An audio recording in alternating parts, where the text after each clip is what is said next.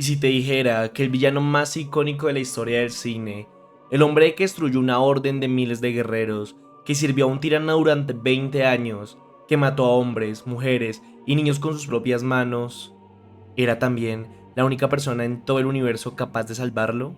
La historia de Anakin Skywalker no es la historia de un hombre que cayó, es la historia de un hombre que nació para cargar con algo que ningún ser humano debería cargar, que fue elegido por una fuerza más grande que él antes de que pudiera hablar, que fue mal leído por todos los que debieron guiarlo, que amó demasiado y fue destruido exactamente por eso, y que al final, en sus últimos minutos de vida, cumplió exactamente lo que estaba destinado a cumplir desde antes de nacer. Hoy vamos a analizar su vida completa, su origen, su caída, su redención, la profecía que lo marcó antes de que existiera, y el paralelo que nadie te ha explicado del todo con las figuras más grandes de la historia de la humanidad.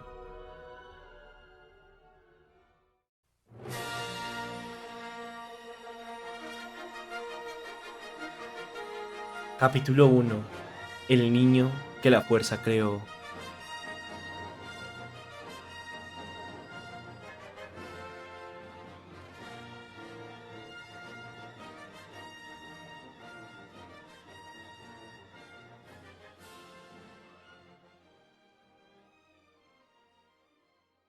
Tatooine, un planeta desértico en los confines de la galaxia, tan alejado de cualquier cosa importante que ni siquiera figura en los mapas de la República Galáctica. Ahí, en condición de esclavitud, vivía una mujer llamada Shmi Skywalker, y en algún momento, de una forma que ningún personaje en toda la saga logra explicar del todo, quedó embarazada. Pero, ¿quién o qué creó a Anakin Skywalker? Hay tres versiones posibles y las tres están respaldadas por algo dentro del canon. La versión 1. La fuerza lo crea directamente. Los midichlorians, organismos microscópicos que viven en las células de todos los seres vivos y que actúan como puente entre la vida y la fuerza, lo crearon a él. La fuerza necesitaba un instrumento y lo fabricó. La versión 2. Darth Plagueis lo creó. El maestro de Palpatine era el único Sith en la historia que había aprendido a manipular los midichlorians para crear vida. Existe la teoría de que al intentar crear la vida artificial, los midichlorians reaccionaron y crearon a Anakin como respuesta, como anticuerpo, como arma contra los propios Sith. Y la versión 3. La fuerza reaccionó a los Sith. El propio libro canon, Darth Plagueis, lo describe así: cuando Plagueis y Sidious intentaron manipular la fuerza para vencer a la muerte, los midichlorians reaccionaron en rebelión y coincidieron a un ser que los destruiría. El propio George Lucas en entrevistas dijo que tenía tres teorías y que nunca quiso resolver cuál era la verdadera, porque resolver eso, en sus palabras, destruiría el misterio más grande de toda la saga.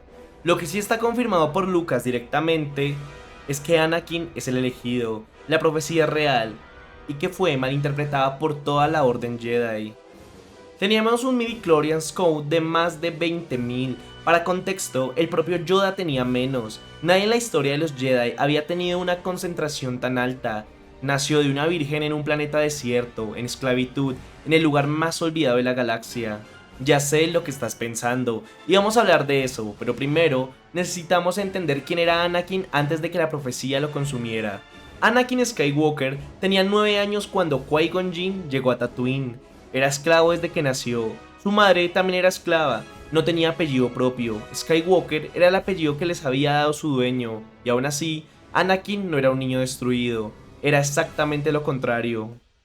Anakin construía cosas, desmontaba dispositivos complejos y los reconstruía mejor. Construyó un droide de protocolo desde cero para ayudar a su madre. No lo hizo porque tuviera un acceso a educación, lo hizo porque tenía una mente que no podía detenerse, una conexión con la fuerza tan profunda que le permitía anticipar cosas, reaccionar antes de que pasaran, entender maquinaria de una forma que ningún adulto que lo rodeaba podía igualar. Pero hay algo más importante que todo eso. Anakin tenía 9 años, vivía en esclavitud y todavía le preguntaba a los extraños si podía ayudarlos. Todavía tenía bondad. Eso importa porque cuando analizamos su caída necesitamos recordar este momento, el niño que había ahí, lo que la vida todavía no le había quitado. Qui-Gon Jinn libera a Anakin de la esclavitud, pero hay una condición que el Jedi quiso imponer sin negociar. Solo puede llevarse a Anakin, no a su madre. Anakin tenía 9 años. Su único punto de referencia al mundo era su madre, la única persona que lo amaba incondicionalmente, que lo conocía, que lo había protegido de la esclavitud, y tuvo que dejarla atrás, sin saber si podría volver, sin poder elegir. La psicología tiene un nombre para lo que esto generó en Anakin: trauma de apego. La teoría de apego desarrollada por John Bowlby establece que la separación forzada de la figura de apego primaria en la infancia genera un miedo profundo del abandono, que molda todas las relaciones futuras del individuo. Anakin no desarrolló miedo al abandono, lo desarrolló como una herida fundacional, como la grieta que estaba debajo de todo. Y toda la Orden Jedi, que fue su siguiente hogar, tenía como principio central exactamente lo contrario de lo que Anakin necesitaba: el desapego, la liberación de los vínculos emocionales, no tener miedo a perder lo que amas, porque no debes aferrarte a nada. Le pidieron a un niño traumatizado por el abandono no tener miedo al abandono, y jamás le dieron herramientas reales para hacerlo. Eso no era sabiduría, eso era una bomba de tiempo.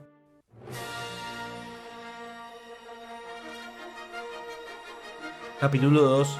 El paralelo que nadie te explicó del todo.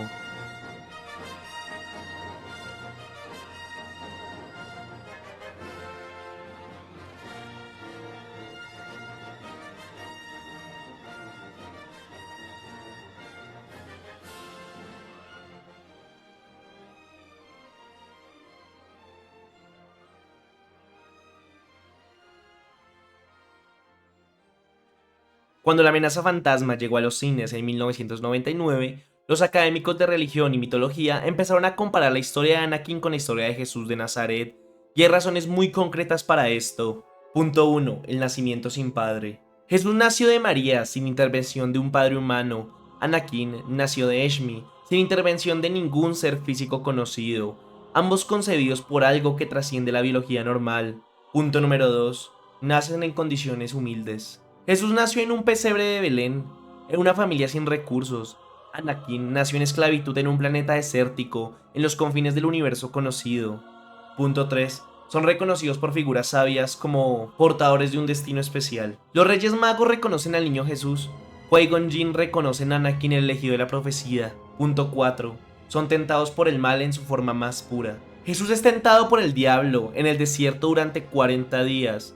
Anakin es tentado por Palpatine durante años de forma calculada y sistemática. Y punto número 5. Su sufrimiento lleva a la redención del mundo. Jesús muere para salvar la humanidad.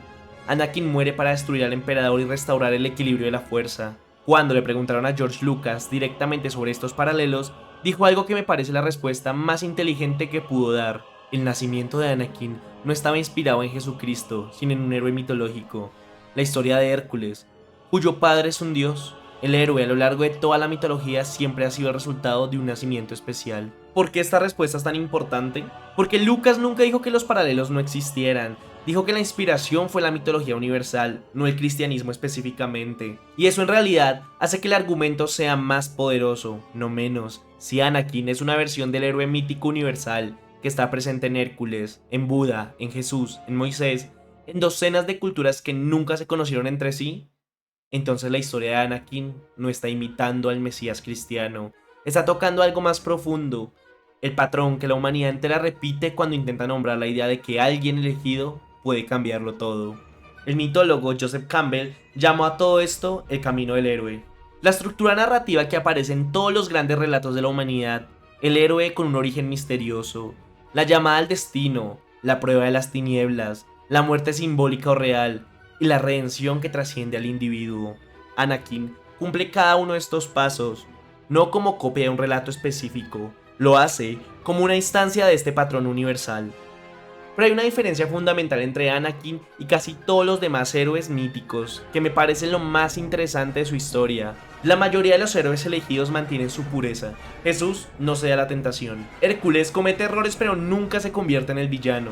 Pero Anakin cae completamente durante 20 años. Y aún así se cumple la profecía.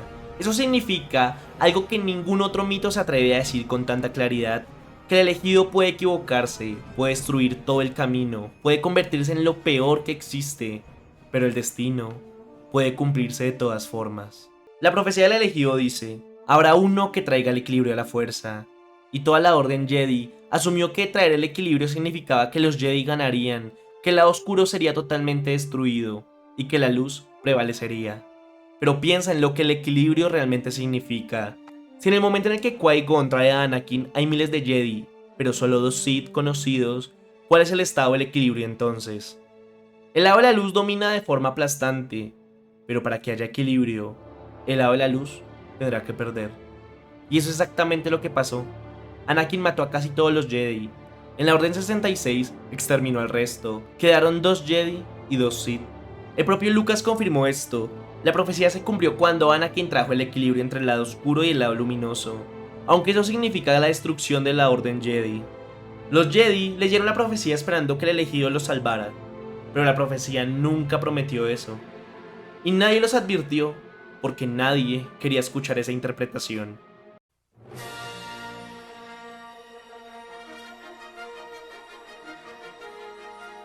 Capítulo 3. El Jedi que nunca debió entrar a la Orden.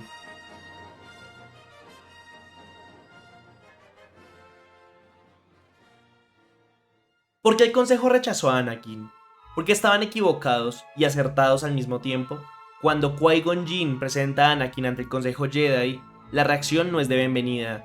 Yoda, Windu y el resto del Consejo rechazan entrenarlo.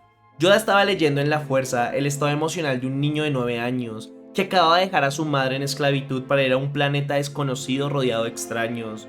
Por supuesto que tenía miedo. Cualquier niño en esa situación lo tendría. Pero el Consejo Jedi no estaba evaluando a un niño, estaba evaluando a un instrumento. Y un instrumento con miedo es un instrumento peligroso. Aquí está la tragedia estructural de todo esto. El Consejo tenía razón en su evaluación. Anakin tenía demasiado miedo al abandono, demasiado apego, demasiada intensidad emocional para el camino de un Jedi. Pero lo aceptaron de todas formas, tras la muerte de Qui-Gon, porque Obi-Wan se comprometió a entrenarlo, y nunca le dieron las herramientas que necesitaba para manejar lo que era. La Orden Jedi tenía una regla: no apegarse, no formar vínculos profundos, no temer la pérdida.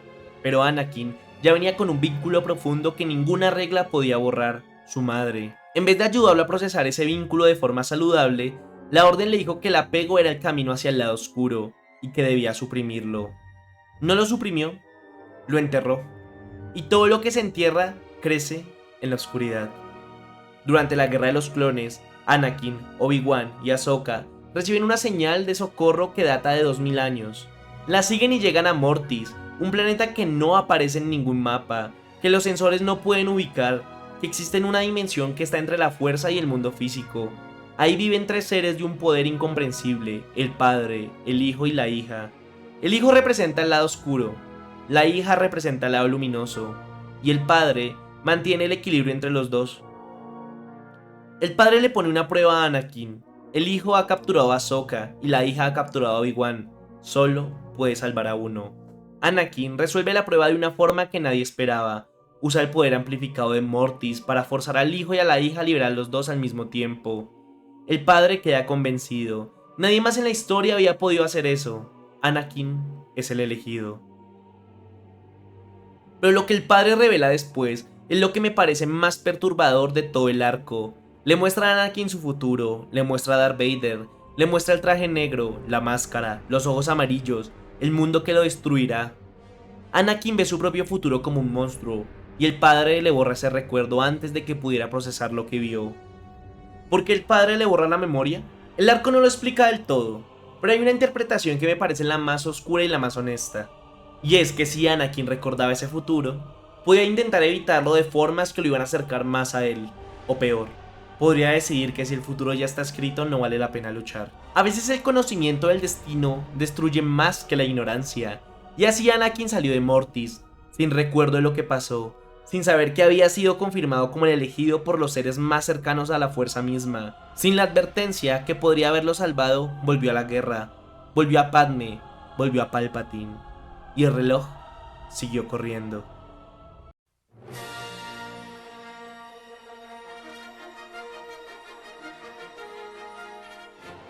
Capítulo 4. La caída.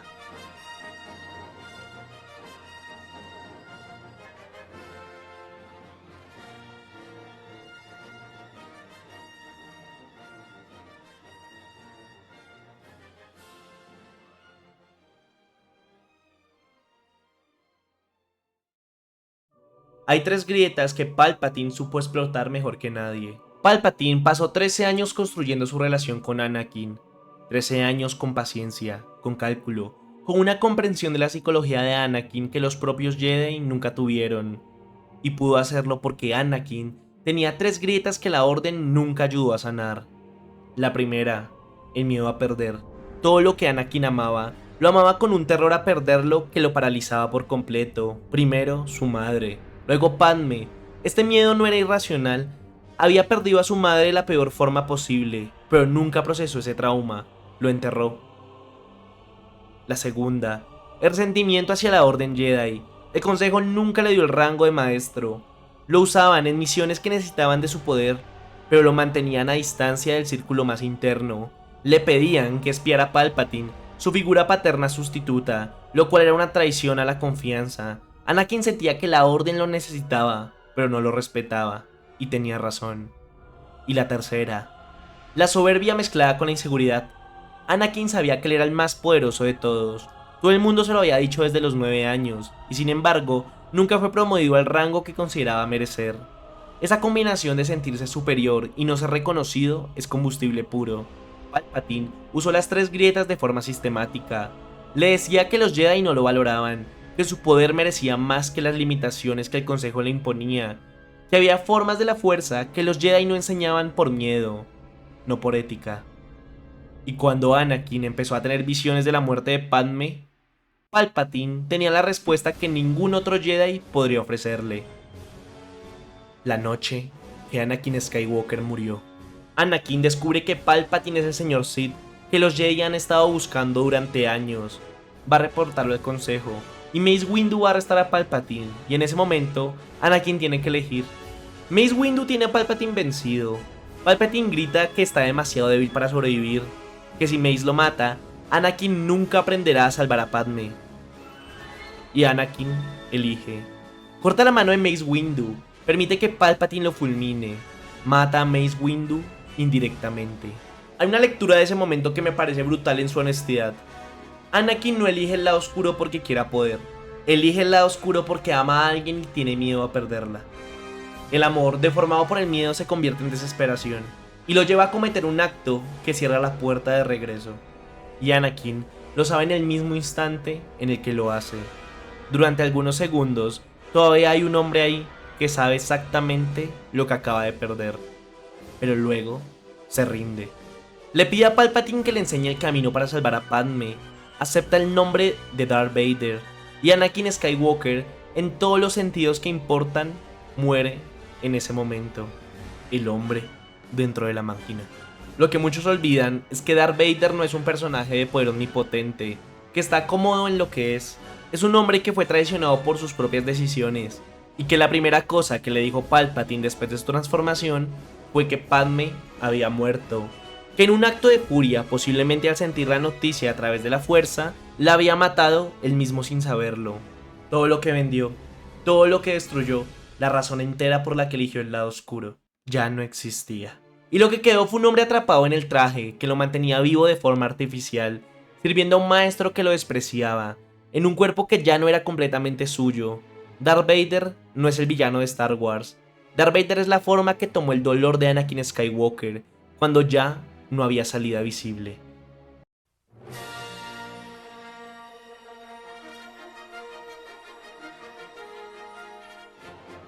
Capítulo 5.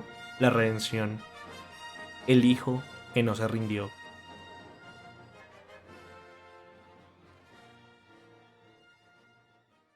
Durante 20 años Darth Vader sirvió al Imperio, y durante esos 20 años, Obi-Wan Kenobi escondió al hijo de Anakin en el mismo lugar donde él había nacido, en Tatooine, bajo la protección de sus tíos, con el mismo apellido de su madre, Luke Skywalker.